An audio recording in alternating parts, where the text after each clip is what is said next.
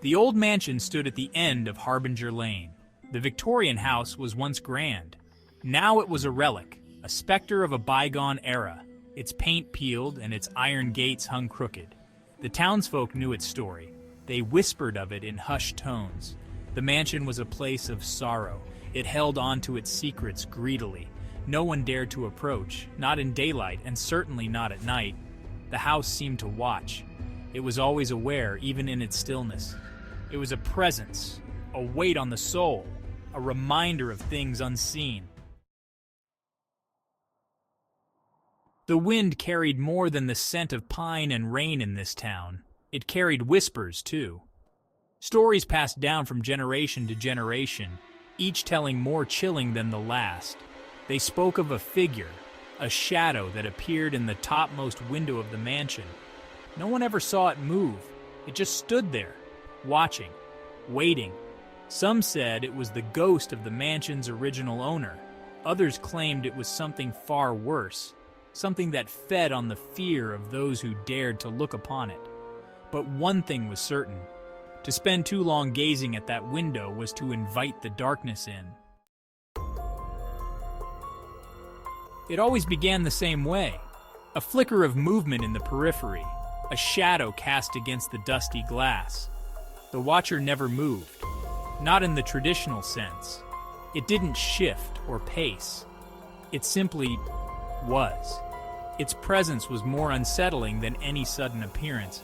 It stared out at the world with an emptiness that chilled the soul.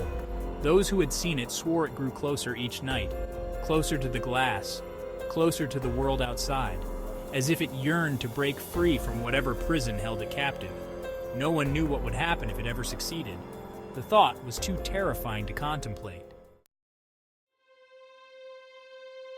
The mansion had a history, a tragic one.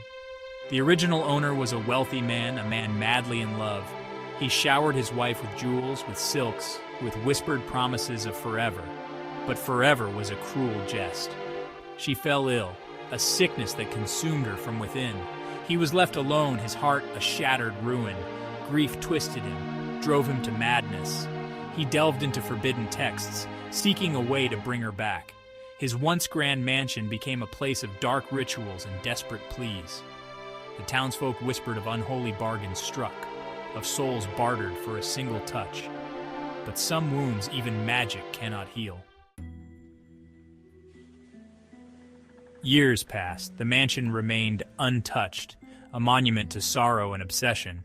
Then one day, a young couple arrived in town. They were drawn to the mansion, to its eerie beauty, to the whispers that swirled around it. The man scoffed at the stories. He saw only a grand old house, ripe for restoration. His wife, however, felt a chill crawl down her spine whenever she looked at the topmost window. "There's something not right about that place," she said, her voice barely a whisper. "It's just an old house, darling," he laughed, pulling her closer. "Don't let the stories scare you." But even he couldn't deny the sense of unease that settled over him as they stepped inside. The mansion was like a tomb. Dust lay thick on every surface. Cobwebs hung like macabre decorations. Yet, amidst the decay, there was a lingering sense of elegance, of a life once lived and loved and lost. They found a portrait in the attic. The woman in the painting was beautiful, her eyes both haunting and familiar. The man shivered, a sudden coldness gripping his heart. "She looks like you," he said, turning to his wife. His wife stared at the portrait. The feeling of unease intensified. She could have sworn the eyes in the painting followed her every move. "We should leave," she whispered, her hand instinctively going to her stomach. Section 7. Dare to spend a night. The man was determined. He pored over blueprints, sketching out plans to restore the mansion to its former glory. He dismissed his wife's concerns, attributing them to an overactive imagination. "Just one night," he pleaded. "Stay here with me. We'll have a picnic in the garden, watch the stars come out. It'll be romantic." His wife relented, though not without trepidation. As the sun began to set, casting long shadows across the lawn, she couldn't shake the feeling that they were being watched. Section 8. One window, two figures. Night fell. The silence of the mansion was broken only by the creak of floorboards and the rustling of leaves outside. The man slept soundly, exhausted from a day of planning and dreaming, but the woman lay awake. A sense of dread coiled in her gut.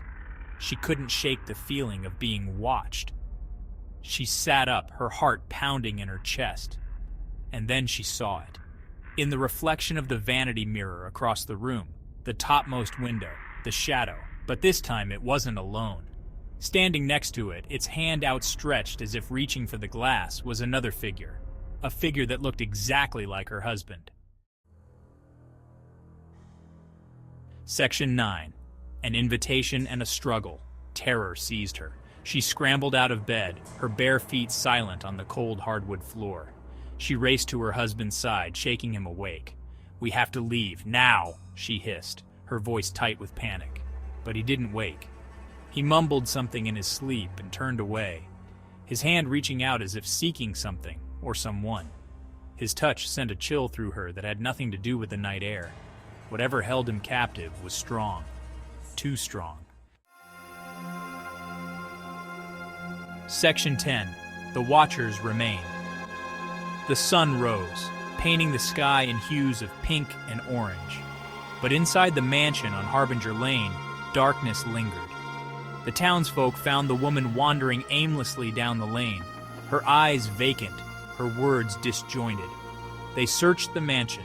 They found no trace of the husband.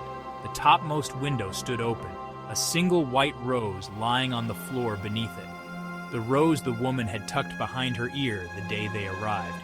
The mansion on Harbinger Lane remained unsold, a constant reminder of the darkness that lurked within its walls.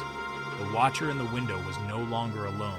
It seemed others had joined it, their shadowy forms multiplying in the dusty glass. They were waiting, watching, whispering promises of love and forever to new souls foolish enough to venture too close. And in the silence of the night, faint candlelight flickered in the topmost window, an invitation and a warning.